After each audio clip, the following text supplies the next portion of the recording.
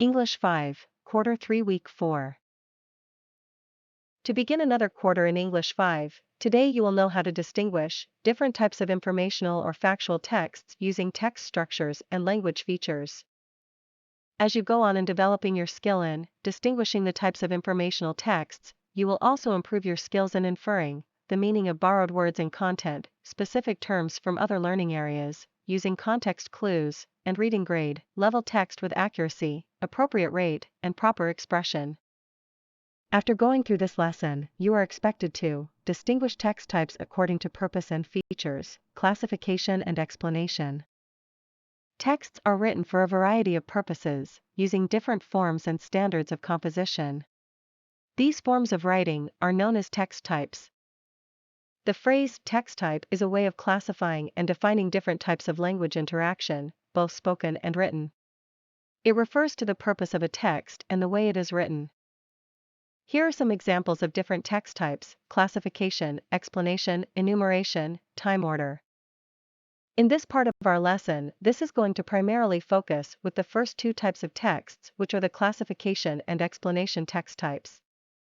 Classification: it classifies, describes, and gives information about people, animals and things or phenomena. Weather is the continuous changing conditions of air around us.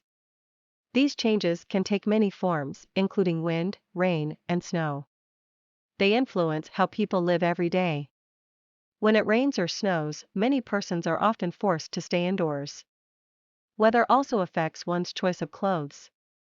One wears light clothes when the weather is hot and thick, close-fitting clothes when it is cold. Explanation: a factual text type that explains how or why something happened. It begins with the topic, describes items related to the topic in the right order, and explains how these items are related to each other. It may have a conclusion.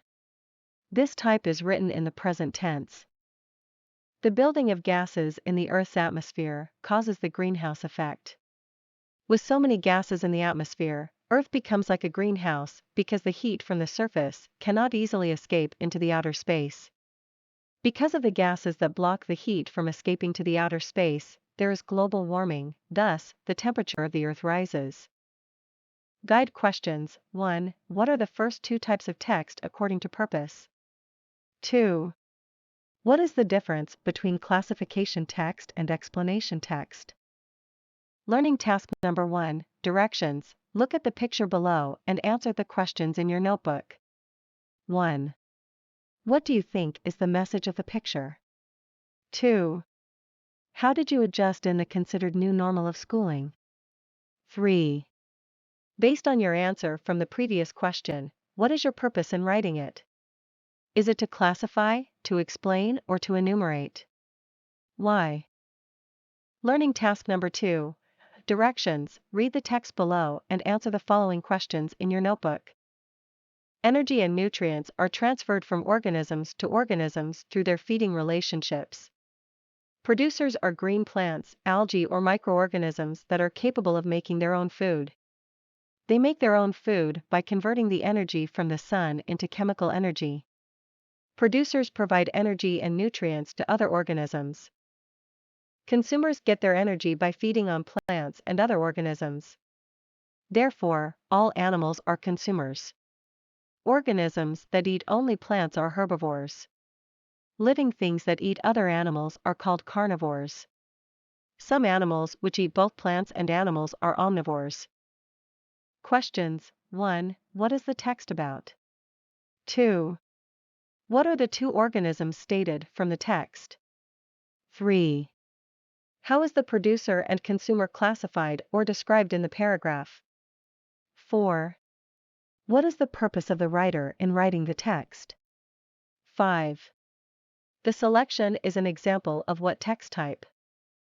B. Directions. To understand the text even more, go back to the selection above and fill out the chart below. List down the characteristics of each organism in your notebook. Learning task number 3, directions. Read the text below and answer the following questions in your notebook.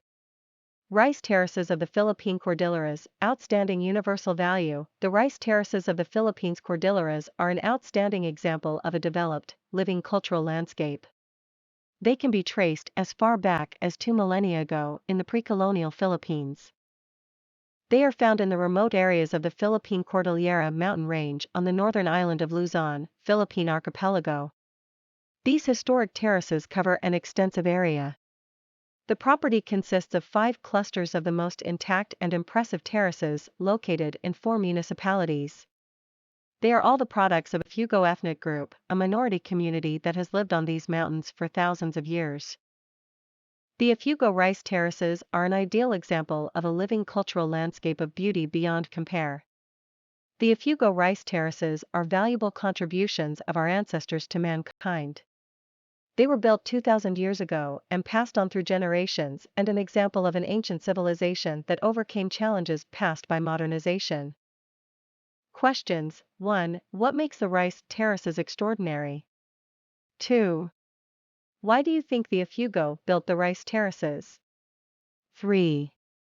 How do the rice terraces reflect the culture of the Ifugao? 4. Why do you think the article is entitled Outstanding Universal Value? 5. What is the purpose of the author in writing this selection?